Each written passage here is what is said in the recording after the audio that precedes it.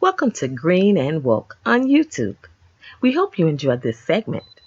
The link to the entire podcast can be found in the description box. Hello and welcome back to Green and Woke.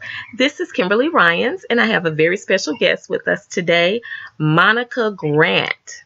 And she is the CEO of Young Boss Media.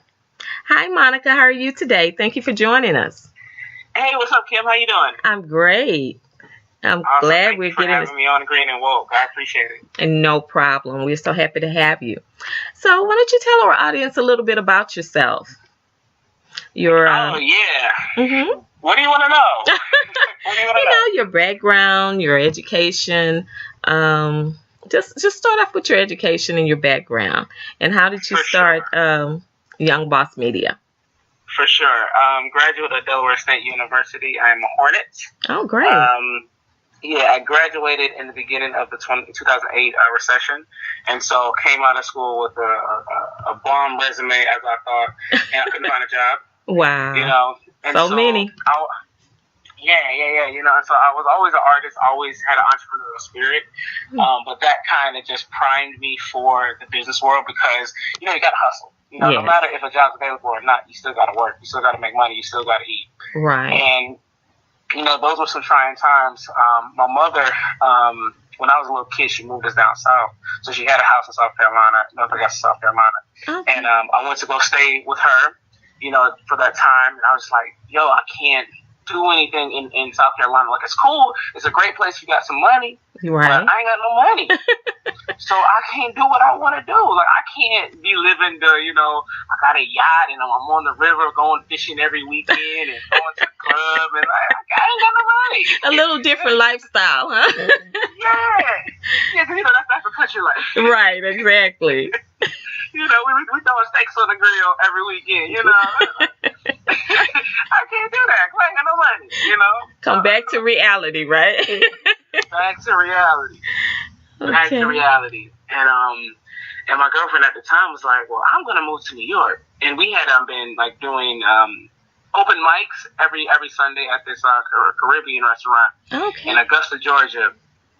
And she had kind of got the bug, she wanted to follow her singing career. And I was like, well, I can't stay here, so I'm going to go with you. Oh. And so, so we moved to New York in 2011. I had no clue what I was going to do. We ended up splitting. New York will separate a lot of people. Oh, right. I can imagine. Right. That's it. New York is a hard city. Man, I can imagine. Yeah. And then, but I found my knack for organizing.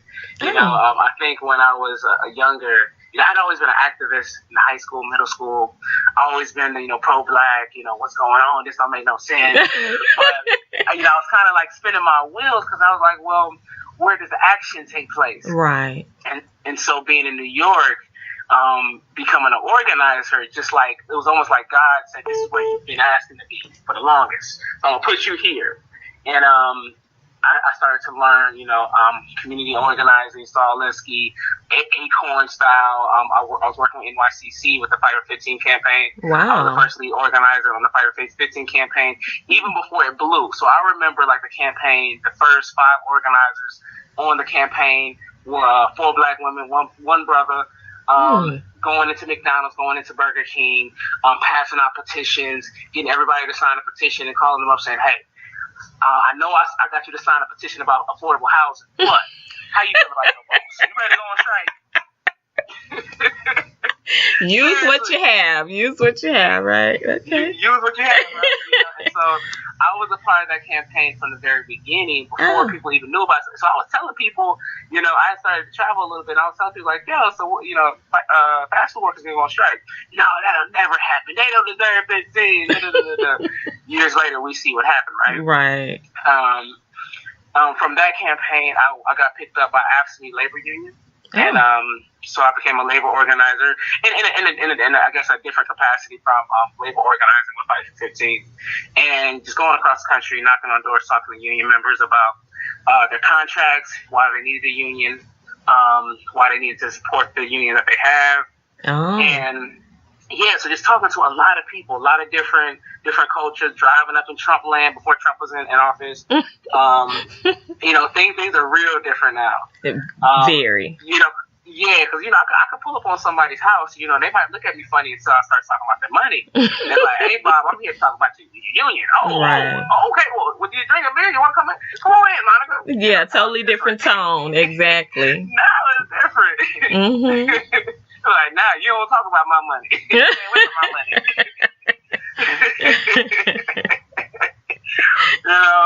That's it. But yes, so I had that experience of just going across the country, talking to people about their economic situation, and learning like folks just want to take care of their family. They just want to live a good life, for the most part, Yeah. Bare minimum, exactly. Just a quality living, right? Mm-hmm. Quality of living, yes, and that was like the theme.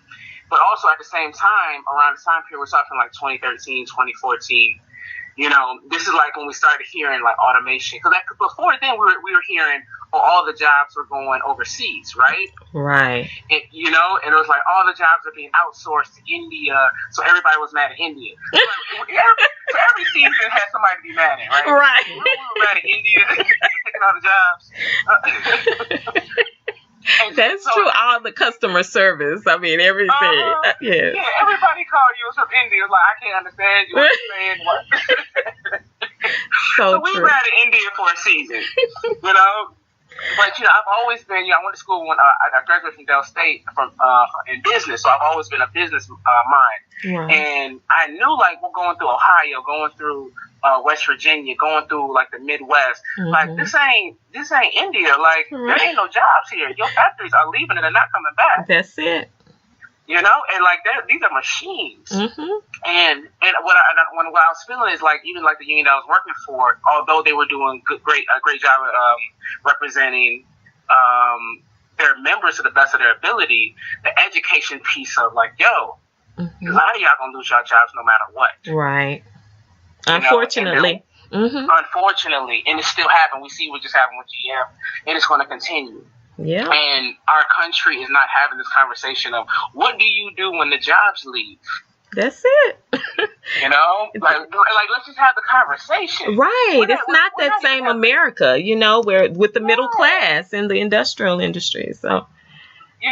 Let's just talk about it. We now we're at a point now in 2018 where we can say, all right, automation is taking away so many jobs, ... Mm-hmm. But still, where's the conversation of, well, what do people do when they get laid off? And if somebody's going to get laid off in 18 months, can you tell them? Exactly. Oh, my God. Can you have that simple courtesy?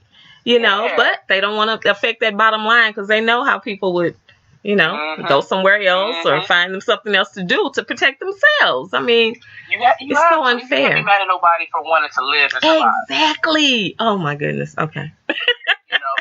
That's it. And that's why unions are so important. And I'm in Houston and I'm down here in Texas, and it's a right to work state. So you say union and it's like, no, we don't do that here. Like, really? For the most part, but some industries have to be unionized. But listen, that's what I always told workers. It was like, listen, rich people got their unions. They might not call it a labor union, but when it's time to come together and pull their money, they good. That's it. They got their collective. They might not call it a labor union, but they unionized. That's it. So like we have to do that. And so whether it's an official SEIU, AFSCME, Teamster union, or if it's just us looking each other in the eye and saying, yo, we gonna make it. Call it what it is. That's a union. You're uniting. Exactly. Call it what it is. Everybody at this table, you in for it? This is a lifetime commitment. We gonna make it. Man, if only we could pull together like that. You know how different things could be? Oh, wow. That's amazing. That's amazing. Right. And traveling across the country, you see that. In a lot of immigrant communities. You go out to like California, the Vietnamese community, the Persian community. And I'm not even mad. Like, it's like I study it because it's like, all right, well, how do I bring this in a way that's not so? Because, like with black folks, it's like either you too conscious, you too woke for some people, you too not woke, you're not woke enough. You have to meet a person where they are. Exactly. And we're all over the place. We're all over the place. You need me to be Marcus Garvey right now, or like Barack Obama, or who do you need right now? Right. How can I get my message to you? You need to understand what I'm saying here is valuable information. Well, that's just great. Come to the table, please. Come to the table. Eat a little food before you start speaking. I'll sit behind, please. Right. I hear you. And so that's also like and so I'll get to like how Boss Media came about. So basically, like, just traveling on the road, it really started taking just a beating on me, and being away from home. Yeah. I said I wanted to go back home, go back to New York.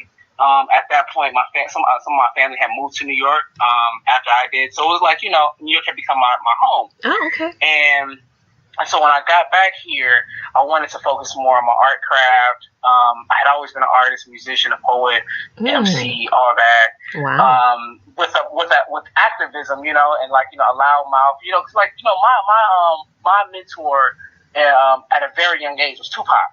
Oh, okay, yeah. And so I was 10 years old when he passed, and so I remember like walking home from school with the Walkman, listening to All Eyes on Me, and here go these dogs. Right, it's okay. Let me go to another room. Okay. But they might hear some kids coming home from school. I don't know what they hear. Okay. But Tupac was always my inspiration. So being an activist, an artist, an entrepreneur, business person, always just kind of felt like I could do all of those things, and so I did. And so Young Boss Media came about because I had been studying under a TV personality. I was producing her show for about 2 years at this local cable network in New York. Oh. And she pretty much gave me the game on how to build an online media platform. Wow. Yeah. Valuable information, yes. Valuable, extremely valuable. And her demographic is completely different. She's a white woman from California, so she has like the demographic of the stay-at-home moms, the soccer moms, that want to be entrepreneurs, the mompreneurs. And so my audience is black, right? Hustlers. Okay. Maybe just got out of jail. They need some money. Just break it down. Give me some game. Like, that's my market. Right. And so, but I took her format and I said I'm gonna apply it to my people and use this method of building a media platform for my people. So Young Boss Media came out of that. Wow. Young Boss being we're dealing with an economy. We have to think about it in a new way. That's true. And so then eventually, like, I got a baby face, and so eventually I became the Young Boss. Like, people can now call me Young Boss. Okay. But I take it. That's branding. It is. But but from there, like, it was just the philosophy of we have to look at money differently. We have to look at everything differently, how we get resources. And I started creating a TV show called Master Plan, where I was interviewing entrepreneurs, and just one by one, it just started really to explode. Hey, Monica, you should interview this person, and you should come here and cover this story, and and it took over my life. And so now, like, this is all I do. I'm a full-time entrepreneur, pushing the brand. That's great. We have a team of about we have a team of 8 people, including myself, from videography, photography, cinematography. We have a magazine, Young Boss World magazine, where we write about different entrepreneurial issues. We have different shows. We have a late night talk show that we produce called By Invitation. And so all this can be found on my platform, youngboss.tv. Okay. But it all came from, and the importance of me telling you the story about like traveling, it all came from the need to educate people, particularly our people. Because people are hungry for knowledge. They really are. Yes. They are hungry for knowledge, and rightfully so, to better themselves. So that's great. That's amazing that you have this platform now. Wow. Thank you very much. It's so impressive. It's definitely fulfilling. I'm sure it is. Yes. You have a lot going on there. Okay. Well, let's just take a break a minute and this is Green and Woke. And I understand that also you're a climate reality leader. And you've completed the climate reality leadership training. And for those of who don't know about that, it's a program started by Vice President Al Gore as part of the climate reality movement, following the release of The Inconvenient Truth. So could you tell us a little bit about your training and some of the work you've done in this area? So I don't know if I'm technically considered a climate reality leader. I'm sure I am, because I didn't go through the training. What ended up happening is when I came back off the road from working at AFSCME, I started working with different organizations, just organizing freelance. Oh, okay. And so I took a role with Climate Reality as one of the organizers for the campus core groups. Oh, okay. And so I was organizing out in Ohio State in 2016 with their group of students to help get Ohio State to become 100%. It's not solar power, but 100%. I can't remember the goal. Oh, this sucks. I should look that up. Anyways, to be more coal conscious, and they are a coal country, and they were like, "No, we're not doing that." Thank you. Hard sell. Yeah, thank you for your time. We appreciate what you're doing with the students. They're active, and we appreciate that. We appreciate activism. Wow. But no, we're not signing anything. We're not committing to anything. No. Oh my goodness, that is hilarious. That is cold country, yeah. We love our coal. Yes, yes. And apparently our president does too. So. Right. Those are the people that he's speaking to. See, exactly. Those are the people he's speaking to right there. Oh gosh, open your mind. It was so interesting to be organizing in Ohio, Columbus, Ohio, during the election. It was just a really weird time because being in New York, it's like paradise. We are so spoiled in New York. Everybody's liberal, everybody's down, everybody's cool. Like this is a city of like 70% people of color. You don't see no white folks. You don't know the white folks. For real. And then you go out to Ohio and be like, oh, this is what I've been hearing about. Right. Forgot about this. Yeah. Oh my goodness, I can imagine. But yeah, so being a part of Climate Reality, it was definitely interesting. Because you see me, I'm a short, queer black woman. There's no denying who I am. If you see me once, you're going to be like, oh, yeah, there's a little short, queer girl. Yeah, that's me. I remember her. I remember her. Right. I know my markers. I know my identifiers. I embrace it. Yeah. And so being that thorn in a very conservative area, talking about climate change. And so my goal was always to I want more people of color in the climate movement. Like we can be divided on a lot of things in this country, but the climate, the earth, that's it. We can't get another one. There is not another earth. No other chance on this. And we're most affected by this. Come on now. Yes. Like this is our earth. So that was my push, is to bring more color into the environmental movement. And then being on that campus, Ohio State is one of the best universities on the planet. Right. And so being around students that are studying engineering, studying architecture, studying design, how to build designs, buildings that, are efficient. Just to have those conversations just really opened my mind and helped me become a better environmentalist. I think when I first stepped on campus, I was just an organizer. But it definitely changed my perspective on how I viewed the earth and what we need to do to, play our role. Oh, great. Yeah. That's wonderful. I can imagine. That's would have been a very eye-opening and enlightening experience. Just to be around all of the, the brains that's trying to create the new change. It's like, wow, did you really come up with that? That's ingenious, So, okay. Yeah. So, very inspiring. You are very interesting, Monica. You have so much going on. Oh my gosh. How do you keep up with it all? But I don't know. and then you're passionate about everything. It's like everything I've talked to you about, you just have so much passion, and you're like, and this is what I'm doing with this, and this is what I'm doing with that. But I know Young Boss Media is your baby.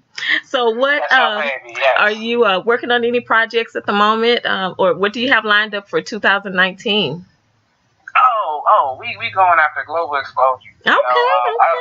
I view Young Boss Media as a global brand, and understand, I studied business, and so even as a kid, I was always interested in, like, how are some people getting rich and some people are not? Oh. How is this happening?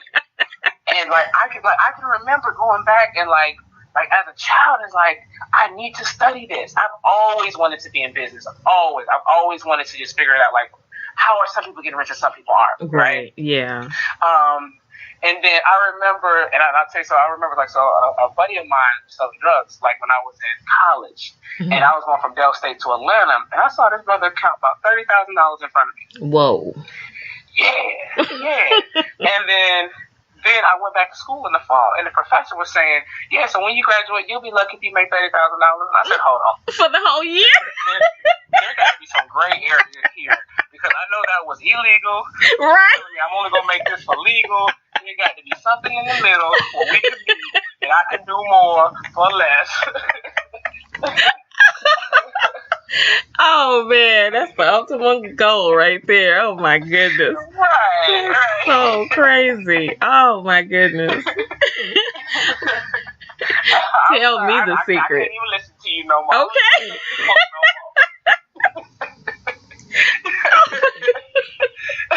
I know that's right.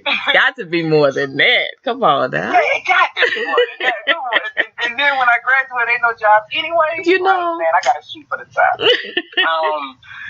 So like, even going through a recession, going through just moving to New York was extremely difficult. I just knew, like, if I'm gonna go through all this, it has to be for something great. Right. It has to be for something like magnificent, something major. Mm-hmm. You know, and when I finally allowed God to, like, order my steps, like, really was like, yo, God, take over. I'm tired. I can't be that tired black woman. I'm sorry. I'm young. I still got a long life to live. I know I'm trying to do a whole bunch. Just take over. When God started aligning my steps, that's when I knew it's like, I'm not playing around when I say global. Like, that's just what it's gonna be. Wow.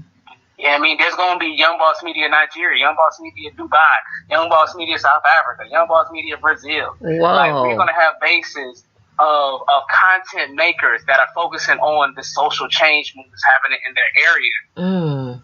You know, because, like, listen, I'm not fighting with Hollywood. They can do what they want to do. I'm not fighting with reality TV. Y'all keep doing what y'all want to do. Y'all got an audience. I'm not here for the masses. I'm here for my people that are looking. They're looking. They hungry for it. And there's people that are hungry for it in every country. Some may even more in America. You know, you can go to I just came back from Guatemala. They hungry. Everybody entrepreneur in Guatemala, because they gotta be. Wow. Right. You have to survive. It's survival. You have to survive. Right. And it's a part of culture. You know, like, it's just like, yeah, of course. I stay with my mom and dad until my business pop off. And so it's ingrained into a different other countries' culture to be an entrepreneur. You know, family supported. Right. And so definitely, like, to be able, and it's not just entrepreneurship, but it's like, to be an artist, you have to be an entrepreneur. You know, like, if you want to anything.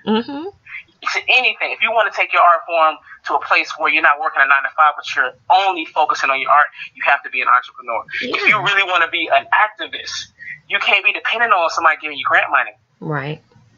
You know, like it's cool at first, but you got to figure. And the game that I got came from some executive directors that taught me how to get money in New York for different campaigns. It was like, yo, if you believe in this, you still got to find somebody to sponsor it. That's true. Or, you know, like, you got to go where the money is. So you have to make people believe in your campaign. That's true. You know? And so, like, as an activist, like, if we're just waiting for people to pay us to do something, then we have all opportunities for the enemy to pay us to do what they want us to do, and not what we need to be focusing on. That's it. You know? And all money is not good money. So, like you said, the enemy is paying you to do what they want you to do, and that's not the message that you want to get out. So this is so enlightening. Oh my goodness, what a great interview. So how can we find out more about Young Boss Media, your website, Facebook, your social media handles? How can we get in touch with you? Listen, Young Boss Media, Google youngboss.tv is the website. Okay. Not youngboss.com, but youngboss.tv is the website. Okay. You can find us on IG. The official IG account is youngboss.tv as well. Okay. My personal IG is Young Boss Brand. Okay. And then if you like to find us on, like, Facebook, just go to Young Boss Media. Okay. Okay, so I'm sure we'll put all that information on our Facebook page and Instagram while we're talking about you. Let everybody know about this great interview that we had. Oh my God, it was so much great information that you have, and so motivational. Are you a motivational speaker as well? Because you got me all hyped, like, oh yes, I'm going to get it. In your school, in your company, I will come and speak to anybody. Senior citizens home, I will come and speak. You tell me what the topic is, I'm gonna speak on. I'm gonna give them that fire. You give me the time limit, I will set a timer. I will give it to them. Call me. Okay, y'all heard that right? Y'all get in touch with her because she has a lot to say and some good information. So thank you so much. I really appreciate you stopping by Green and Woke today. And hopefully, and I'm sure you're a fan of the show. So we'll be talking to you soon. I'm sure we'll hear more from you. Yes, thank you so much, Kim. Thank you for everything you're doing. Shout out to Green and Woke. Keep building, keep growing. And we're definitely going to do things. There needs to be a Young Boss Media, a Young Boss Green Woke situation happening real soon. Okay, we'll talk about that too. All right. Love it. You have a great day, Monica. You too. Be blessed. Okay, you too. Bye-bye. Bye-bye. Well, that's a wrap. Thank you for joining us. Tune in next month for an all-new episode of Green and Woke. And remember to keep it simple, keep it constant, keep it green, and together we can build a better planet.